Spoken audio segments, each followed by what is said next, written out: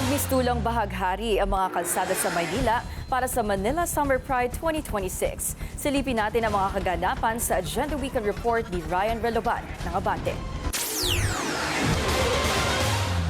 Naging makulay, masigla at makabuluhan ang ilang pangunahing lansangan sa Maynila ngayong Sabado. Tampok kasi ngayong araw ang Manila Summer Pride 2026 ng Manila LGU, kung saan inilarga ang samut-saring float mula sa iba't ibang tanggapan ng Manila City Hall, mga distrito, organisasyon o samahan sa lungsod at iba pang lugar sa Metro Manila. Hindi alintana ang matinding init ng panahon dahil nagmistulang bahaghari ang bumalot sa makukulay at malikhaing float at kasuotan ng bawat kalahok. Bitbit din nila ang rainbow flags na simbolo ng LGBTQIA+ community na kumakatawan sa fairness at inclusivity.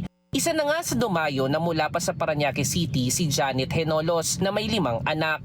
Anya natutuwa siya sa ganitong aktibidad dahil bilang isang ina na may anak na bahagi ng LGBTQIA+ community, mapaparamdam niya ang suporta at pagmamahal hindi lang sa kanyang anak kundi sa mga Pilipino. Dapat po kasi pantay-pantay po tayong lahat. So bilang po ako ay babae, nakikiisa po ako sa pagdiriwang ng Pride Manila.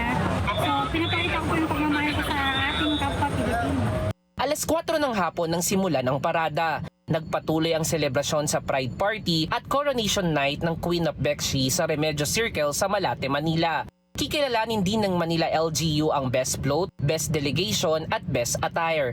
Una nang sinabi ni Manila City Mayor Isko Moreno, higit pa sa kasiyahan ng hatid ng aktibidad na ito. Isa rin itong malinaw na pahayag na ang Maynila ay patuloy na kumikilala sa dignidad at karapatan ng bawat isa. Para sa Agenda Weekend, Ryan Reloban, Abante.